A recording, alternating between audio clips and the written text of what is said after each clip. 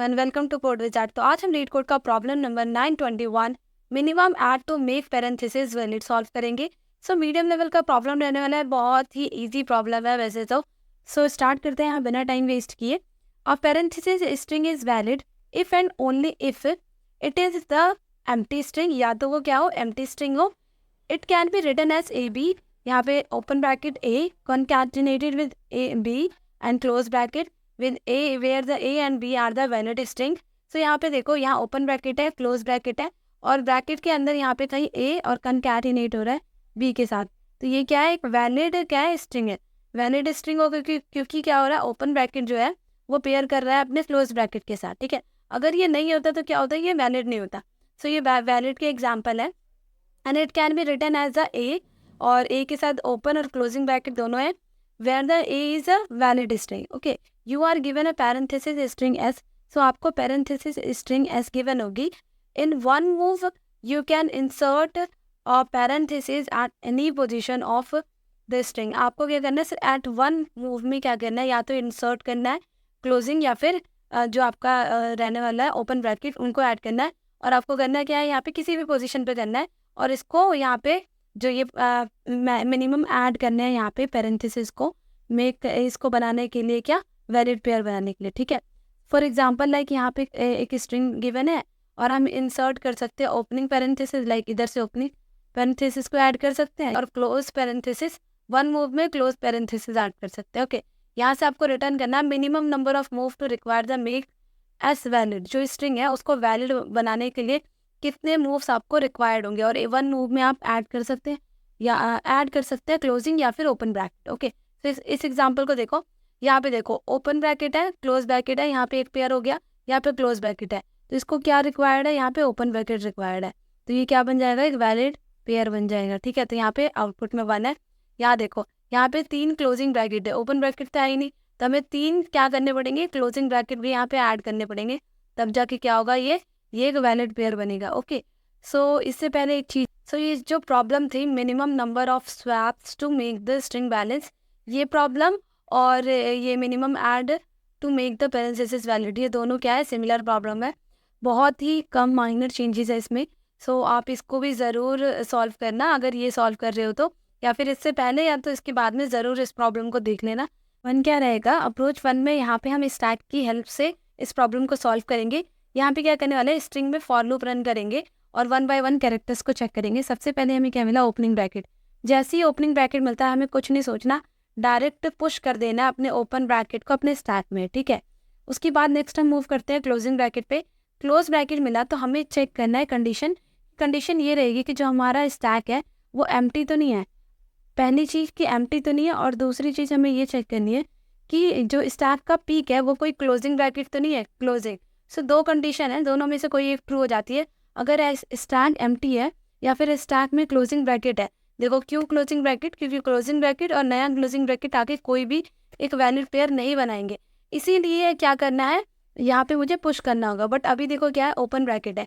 अगर open bracket मेरे पास पहले से है, पीक पे ओपन ब्रैकेट है, और यहाँ से मुझे क्या मिल रहा है, क्लोज ब्रैकेट, तो यहाँ पे मेरा एक वैलिड पेयर बन जाएगा। तो मुझे क्या करना है, यहाँ से सिंपली पॉप कर देना है।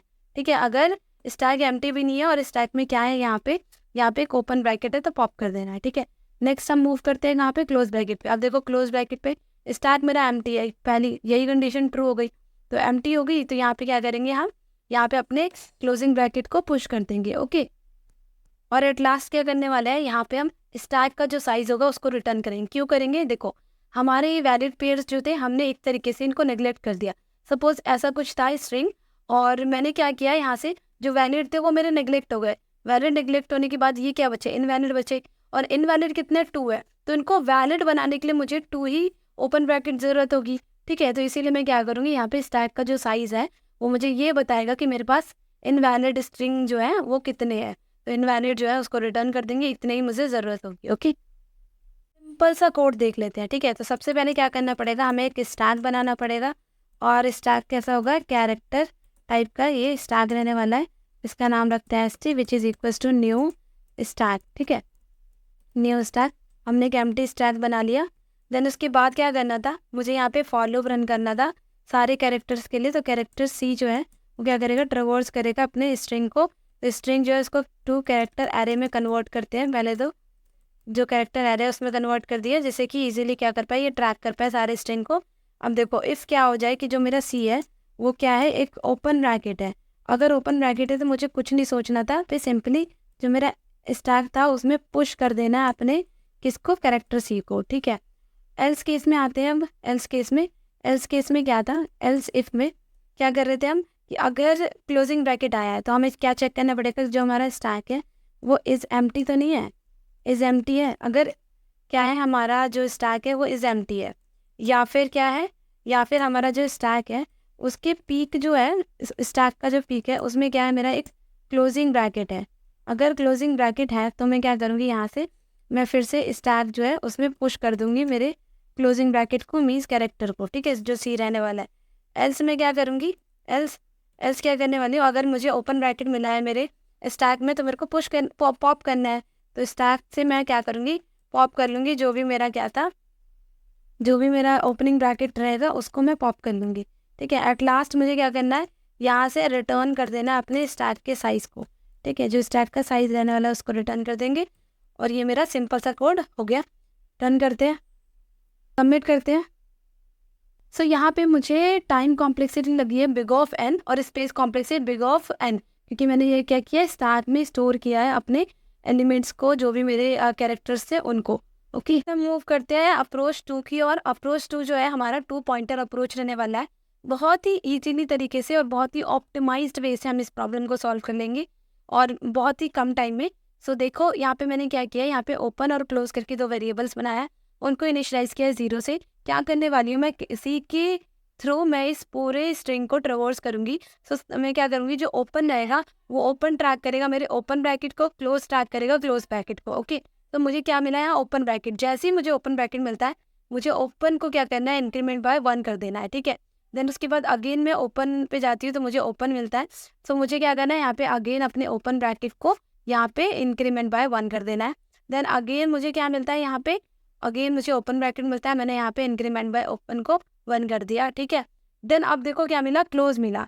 अब जैसे ही क्लोज मिला तो मुझे क्या करना चाहिए, क्लोज को यहाँ पे इंक्रीमेंट बाय 1 करना चाहिए, बट मैं नहीं करूँगी क्योंकि मुझे पेयरिंग्स देखनी है।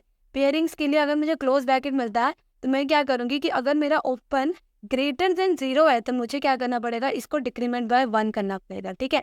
डिक्रीमेंट बाय 1 किया मैंने तो मेरा क्या हुआ, ये तो मेरे बैलेंस पेयर जो थे वो मेरे हट गए, और अब क्या बचा मेरे पास, इनवैलिड जो थे वो पेयर्स बच गए, ठीक है। और इनवैलिड जो है वही मुझे रिटर्न करने की, मुझे उतने ही और ब्रैकेट्स की ज़रूरत होगी। तो मैं यहाँ से क्या रिटर्न करूँगी, सो यहाँ से मैं क्या करने वाली हूँ, ओपन प्लस क्लोज जो है उसको रिटर्न कर दूंगी। कितने ओपन ब्रैकेट है 2 और कितने क्लोज है 0, तो यहाँ से मेरा क्या रिटर्न हो जाएगा 2, कि मेरे को 2 यहाँ पे कितने पेयर्स के 2 और जो मेरे पेरेंथेसिस है उनकी ज़रूरत होगी to make this string valid. Okay, problem को 2 पॉइंटर अप्रोच से सॉल्व करते हैं। तो यहाँ पे क्या करेंगे, एंड ओपन और क्लोज करके वेरिएबल बना लेते हैं, उसको 0 से इनिशियलाइज कर लेंगे, ठीक है। देन उसके बाद क्या करने वाले हैं, यहाँ पे हम कि एक फॉर लूप रन करेंगे, और सेम चीज़ है यहाँ पे कैरेक्टर सी के थ्रू ट्रेवर्स करने वाले हैं। एस को हम क्या करने वाले हैं, 2 कैरेक्टर एरे में कन्वर्ट करेंगे, ठीक है, कैरेक्टर एरे। देन उसके बाद क्या करेंगे, यहाँ पे कि हम ट्रेवर्स कर रहे हैं। देखो इफ़ क्या हो, इफ़ हमारे जो सी है वो क्या है, एक ओपन ब्रैकेट है। अगर ओपन ब्रैकेट है तो हमें क्या करना है, जो हमारा ओपन है उसको इंक्रीमेंट बाय 1 कर देना है। और अब यहाँ पे क्या करेंगे, एल्स केस में क्लोज है। इफ़ क्लोज है तो क्या करना पड़ेगा, पहले चेक करना पड़ेगा कि क्या हमारा जो ओपन है वो ग्रेटर देन 0 है। अगर ग्रेटर देन 0 है तो मेरे ओपन को डिक्रीमेंट कर दो, क्योंकि मुझे क्या मिल रहा है, एक वैलिड पेयर मिल रहा है। एल्स मुझे क्या करना पड़ेगा, एल्स मेरा जो क्लोज है उसको इंक्रीमेंट कर दो बाय 1, ठीक है। और लास्ट में यहाँ से क्या रिटर्न करना है, यहाँ से मुझे सिंपली रिटर्न कर देना ओपन प्लस क्लोज, ठीक है। यहाँ से ओपन प्लस क्लोज ब्रैकेट है, उनको रिटर्न कर देना है। ये मेरे इनवैलिड पेयर्स का अकाउंट बताएंगे। कोड रन हो चुका है एंड सबमिट करते हैं। तो यहाँ देखो 0 ms का टाइम लगा, यहाँ पे मीन्स मेरा क्या टाइम लगा, यहाँ पे big of n time complexity लगी है, क्योंकि मैंने एक फॉर लूप रन किया है और कोई भी स्पेस एक्स्ट्रा स्पेस यूज़ नहीं किया, इसलिए मेरा स्पेस कॉम्प्लेक्सिटी यहाँ पे बिग ऑफ 1 लगती है। So thank you so much last तक वीडियो देखने के लिए, और अगर वीडियो पसंद आई तो please like and subscribe. Thank you.